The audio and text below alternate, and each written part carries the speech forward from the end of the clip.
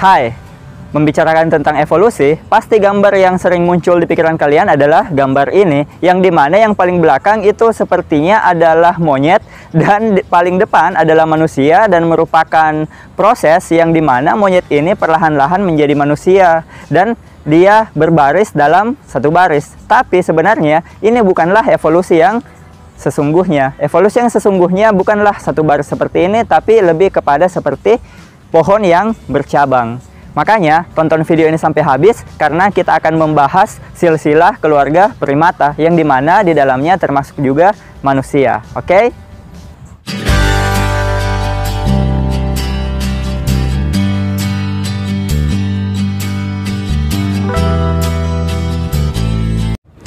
Ini adalah manusia dan ini adalah kerabat terdekat manusia, simpanse. Tapi kita bukanlah berasal dari simpanse.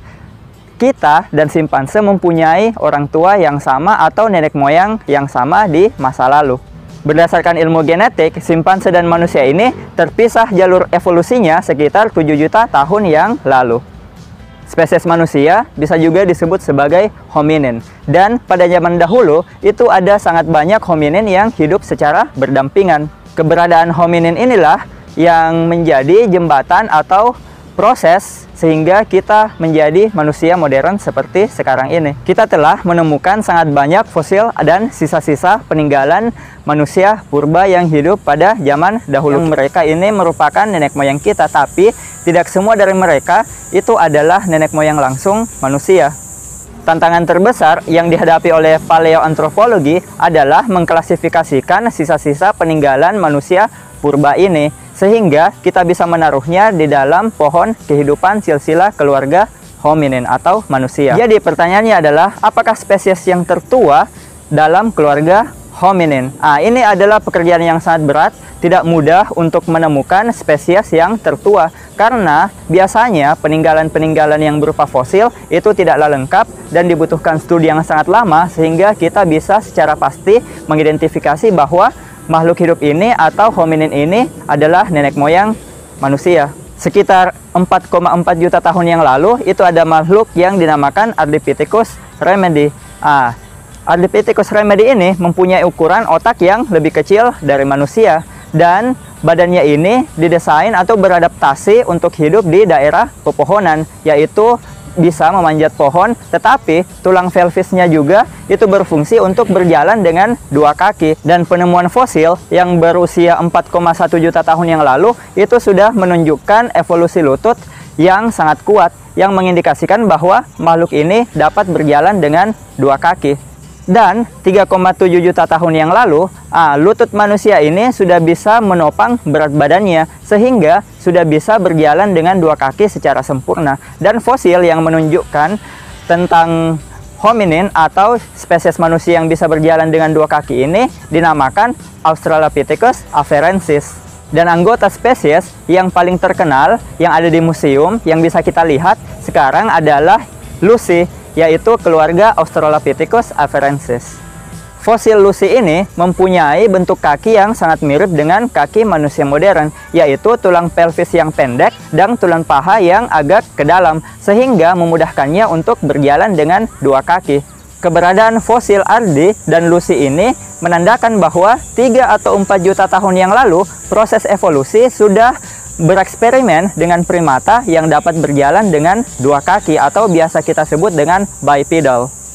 Kalian mungkin bertanya-tanya, kenapa nenek moyang manusia ini berjalan dengan dua kaki? Padahal jika kita bisa memanjat di pohon, itu akan lebih mudah bagi kita untuk bertahan hidup.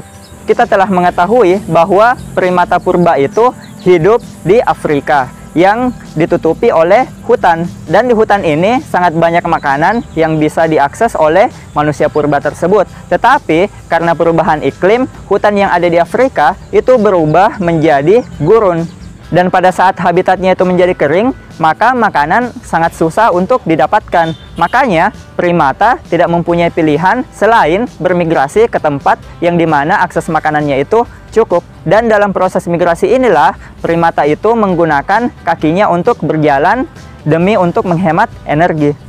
Dan 2,4 juta tahun yang lalu ada fosil yang dinamakan Homo habilis. Dan fosil ini diyakini sebagai nenek moyang manusia karena kemampuannya untuk menciptakan tools atau alat-alat demi mendukung kehidupan mereka, seperti bebatuan yang diruncingkan ujung-ujungnya. Dan sekitar 1,8 juta tahun yang lalu itu ada grup hominin yang dinamakan Homo erectus. Dan diyakini bahwa Homo erectus inilah nenek moyang manusia modern karena Homo erectus ini adalah spesies hominin yang paling sukses. Dia dapat bertahan hidup 8 kali lebih lama dari manusia modern yang ada sekarang. Dan Homo erectus inilah grup hominin yang diyakini yang pertama kali memasak makanannya, sehingga memberikan nutrisi yang lebih untuk perkembangan otak mereka. Selain itu, Homo erectus juga terkenal sebagai penjelajah, sehingga ditemukan di berbagai tempat di belahan dunia ini, seperti di India bagian timur dan di Indonesia. Salah satu grup dari Homo erectus ini bahkan ditemukan di Pulau Flores yang disebut dengan Homo florensis. Dan Homo florensis ini hidup sekitar 100.000 tahun yang lalu, mempunyai ciri-ciri badan yang sangat pendek. Dan 700.000 tahun yang lalu, grup Homo erectus ini kembali ke Afrika. Dan di Afrika, grup Homo erectus ini terbagi spesiesnya menjadi 2 bagian dan mempunyai otak yang hampir mirip dengan ukuran otak manusia modern.